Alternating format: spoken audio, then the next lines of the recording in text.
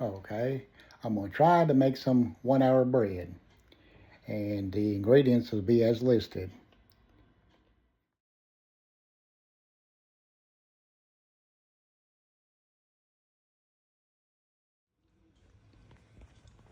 I'm using a cup of extreme hot water, about 80,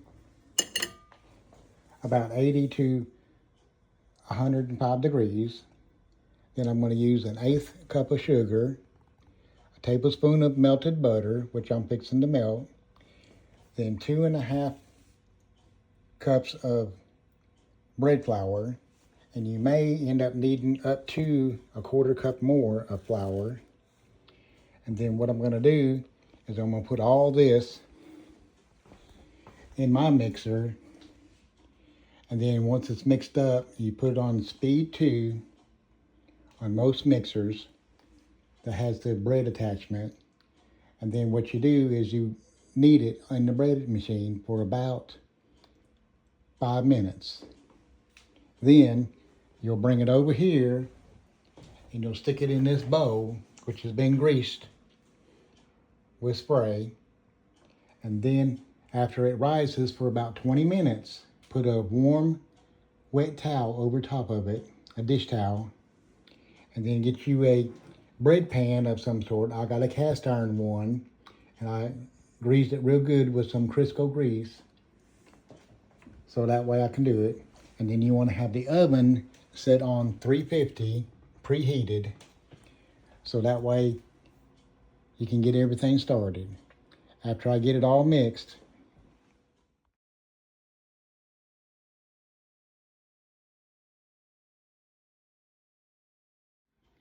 and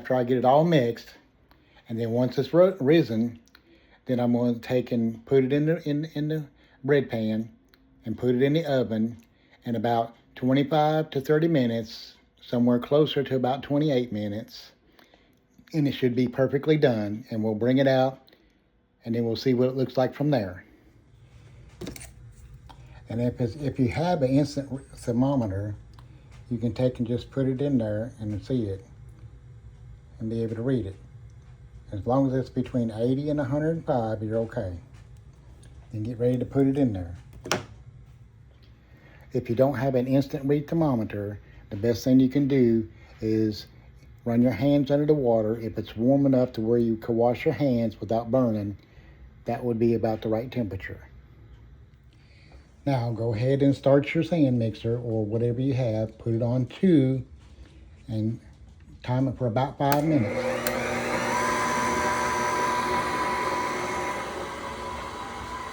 It's 207. So about it's 208, so about 213 should be about right. Starting to look pretty good. Just about time. Almost time. About another minute. Okay, I pulled it out. It's nice and tacky. Not sticky. Doing pretty good. It looks like it's really going good so far. So now, I'm gonna put it in the bowl. I'm gonna get a hot towel, a warm towel, put it over there, and then I'm gonna time it for 20 minutes. And now I put the towel over it, and I got it sitting on the stove to where I got a little heat deal that comes out here. Now you don't have to do this, you can just sit on the stove or the counter, just as long as it stays warm. And we're going for 20 minutes. So it's 2:16. So we'll check back in just a little bit. So again, like I said, basically we'll check back at 2:36, and that should be about 20 minutes, and it should rise. And after that, then we're going to come over here, or I'll bring this to that, and I'll go ahead and put it in my loaf pan, and then put it in the oven. And we'll go from there. I hope you're enjoying this. I'm hoping it's going to turn out good.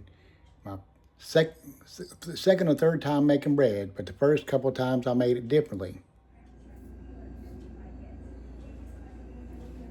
Okay, well, it's been 20 minutes, 2:36.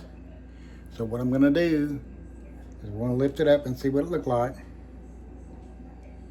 It did rise, so that's good. It did rise. So what I'm gonna do is I gotta push it down.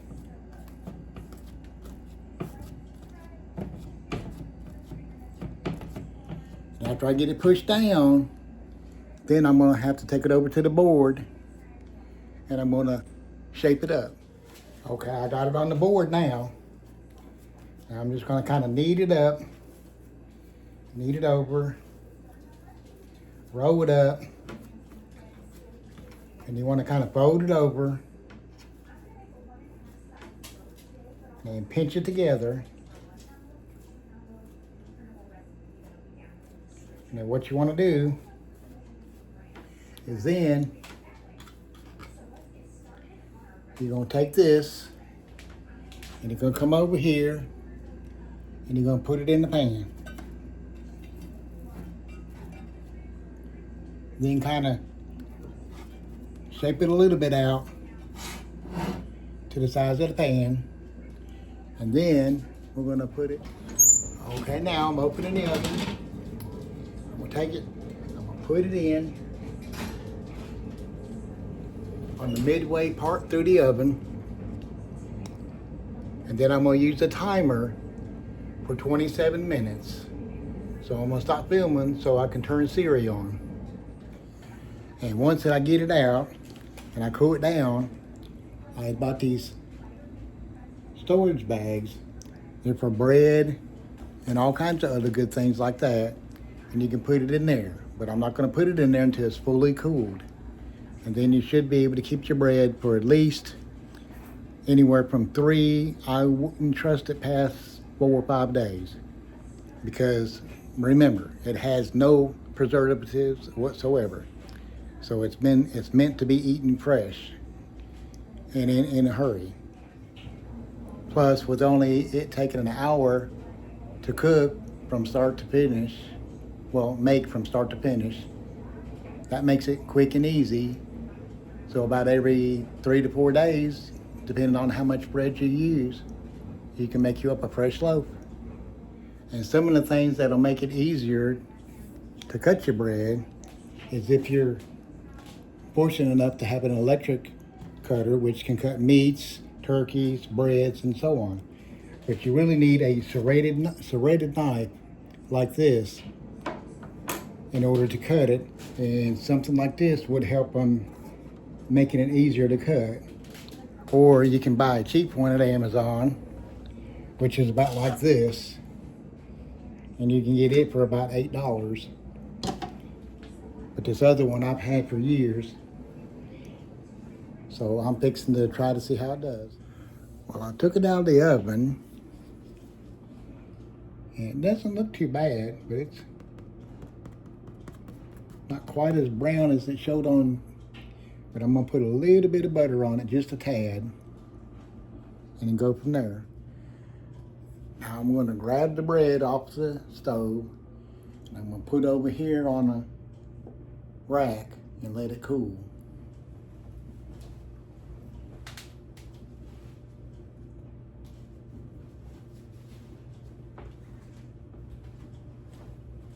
Okay, we're gonna let it come out.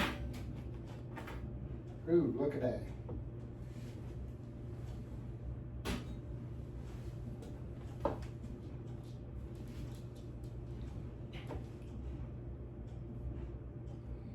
That actually looked pretty good.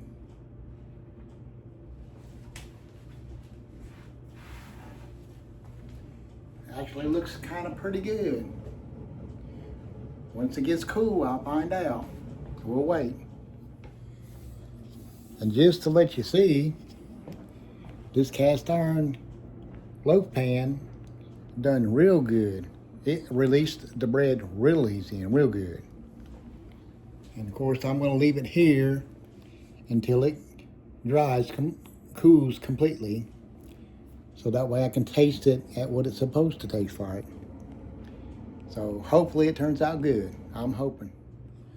I know one thing.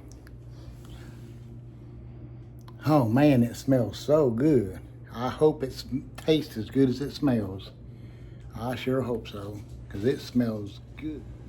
I cut a little piece of that bread, got the end piece.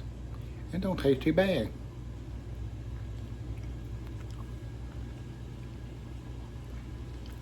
A little bit of butter on it.